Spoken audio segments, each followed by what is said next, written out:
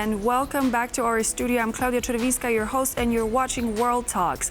Only about a second ago, I presented to you a breakdown of the energy situation here in Europe, focusing on some places such as Slovakia and Hungary in the context of Ukraine and the contract, the pipeline contract, which is coming to an end with Russia. But now, to dive even deeper into the subject, I'm going to talk to Wojciech Jakóbik, energy sector analyst, who's joining me now online to discuss the subject.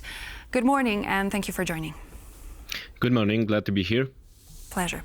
So we've been looking at Slovakia and Hungary. We've been looking at a possibility of getting gas from Croatia, which was then refused. And I was wondering why Slovakia and Hungary have not diversified their sources, actually, like other countries in the EU that have managed to do it at least partially.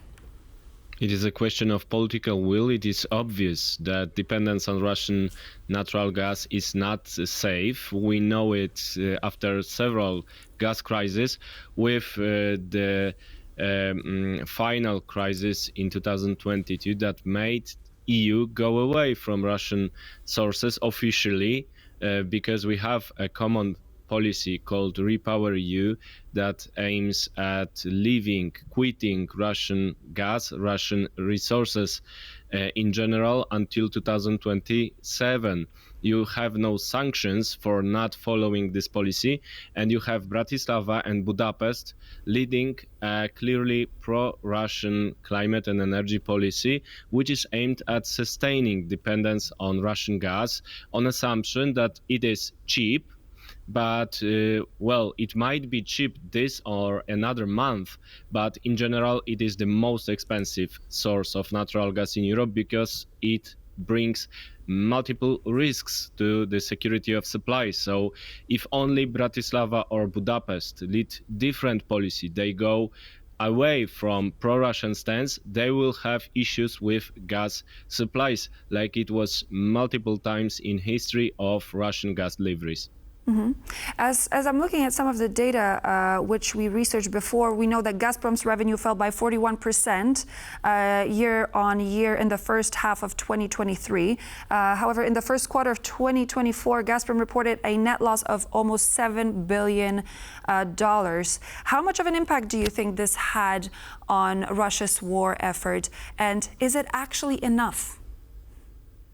So Gazprom's demise in Europe is here, it is happening, and Gazprom is far away from a history in which it was providing Europe with almost 180 billion cubic meters of natural gas per year.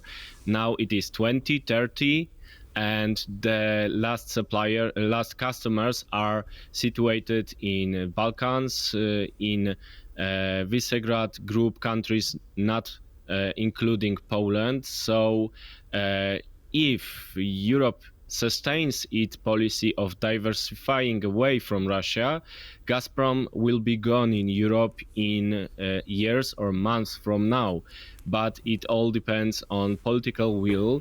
Diversifying away from Europe is not easy. You don't have clear physical connections between the resources that were assigned to European market and the market in Southern and Eastern Asia, China especially. You would need to build another pipeline, multi-billion project called Power of Siberia 2 to connect the resources devoted to Europe with the Chinese market. So maybe somewhere in future, Gazprom will diversify away from Europe, but now it has almost lost European market and has no clear alternative. And it needs to be underlined that in times of slowing economy, in times of further diversification and shale revolution, Chinese and other possible customers of Russian gas will have the choice. They are not under the wall like it is happening in different countries in Europe, like it has happened in the past. The future is different, and Gazprom will have more and more issues with diversifying away from Europe. Sanctions make things worse because Gazprom cannot diversify into LNG sector because it has no money, it has no Western partners, it has no technology. It is more and more troubling to invest in further natural gas production, especially in unconventional reserves. So in long term, Gazprom is lost, but everything depends on a political will on the Western Hemisphere. What will we do to sustain the sanctions regime, to follow the diversification policy, and to support Ukraine diversifying away from Russian influence? I just wanted to bring up some data from the Center for Research on Energy and Clean Air, because you mentioned that Russia, that Gazprom is basically losing Europe. However, in June of 2024, the EU was actually the largest importer of Russian LNG, purchasing 55% of Russia's total exports, only being followed by China at 22% and Japan at 18%. We also know that Belgium, Spain, and France imported exclusively LNG from Russia in June of this year alone, with spendings of, by Spain, 182 million, France 151 million. We know of a contract that was announced by the UK when it comes to public institutions and energy, with Total Energies from France actually purchasing gas from Russia. So where are we here? Is Russia really losing the market here, or perhaps we are not yet diversifying enough as the whole place, not only Slovakia or Hungary, but as the whole continent, we're not diversifying enough in order to be able to drop this? So you asked about Gazprom, so I told you about Gazprom's demise, and now is time to move to Novatek, different company, which is doing pretty much fine in LNG sector, but it is also being hit by the sanctions. So it has an LNG terminal called Yamal LNG, and it is working, and it is exporting LNG to Europe because there were no sanctions for Russian LNG. Those sanctions were blocked not only by Hungary, as it is usually, but also by the Western countries, which are re-exporting this LNG also to Asia, but sometimes they also import this LNG capacity. So Novatek exports to Europe are uncomparable to Gazprom's past, because, as I said, Gazprom was exporting like 180, and Novatek is around 20 BCM. So in terms of volumes, it's nothing comparable. But still, of course, we need to impose LNG sanctions on Russia. It didn't happen yet because we didn't have a compromise inside EU. It is a tough issue because we have some countries in Western Europe that are reluctant. We're basically opening another can of worms when we're looking at the internal policies and the sanctions. Thank you for clearing this up, because I think that this is very important to understand the broader picture as well. We know about the contract, the pipeline contract that's ending between Ukraine and Russia. Do you think that Ukraine could actually use it as leverage in order to be able to gain more control and actually use it for military aid to pursue it? Well, the situation is clear from the European and Ukrainian perspective. The historical transit contract is ending at the end of this year, and it will be replaced by normal regulations from EU, because we need to underline that Ukraine is a member state of energy community. It is a part of the EU policy aimed at harmonizing the EU regulations also in natural gas market. So this old school contract negotiated on Russian terms will be replaced by normal market regulations like it is in Poland, Germany, anywhere inside the EU.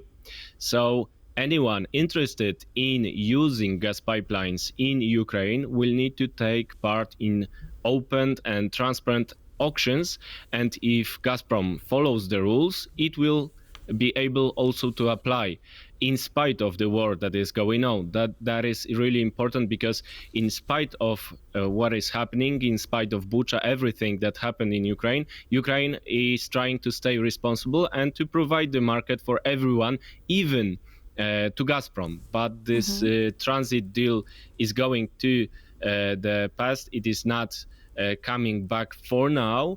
And what Ukraine can do, it can save the face. In spite of what is happening, in spite of Kursk incursion, in spite of controlling the Suja gas metering station in Russia, Ukraine is providing the security of supply, undermining Russian narrative that Ukraine is endangering the gas supply. And now it is Kremlin who is asking for this gas transit. It is asking the customers like Hungary to take the responsibility for Russian gas on Ukrainian territory. And that is the real issue, real threat of financial cost for Gazprom. And that is why they are selling this narrative that the ball is on Ukrainian side and it is up to Kyiv if we'll have the security of supply. It is not up to Kyiv. From the very beginning, it is a case of Russian behavior, which is unpredictable, and it is not safe to rely on Russian gas. And finally, from your perspective, what do you think happens when this war comes to an end? Because obviously there are different scenarios that we could think of in terms of politics, in terms of the military. But what happens to the energy market in Europe in relation to Russia once the war is over? Well, so if we treat our common policies seriously, we'll quit dependence on every Russian natural resource, including natural gas. If the Repower EU program is serious and we'll have some targets when it comes to decreasing reliance on Russia, like quitting Russian resources until 2027, and it is enforced, Russia is not coming back. But obviously, there will be some political movements, political forces which are pro-Russians, like Alternative für Deutschland in Germany, similar political movements in multiple places around the world that will support the returning to status quo. But the lesson of energy crunch from 2022 shows that it is not safe to rely on Russia. It is better to find different suppliers and to diversify away in line with our official policy of Repower EU. And we will be definitely following the subject to bring you the latest. Thank you so much, Wojciech Jakóbik, energy sector analyst. My pleasure. My pleasure. And so with this, we end World Talks Context. I'm Klaudia Czerwińska. Please stay here on TVP World for more news and features.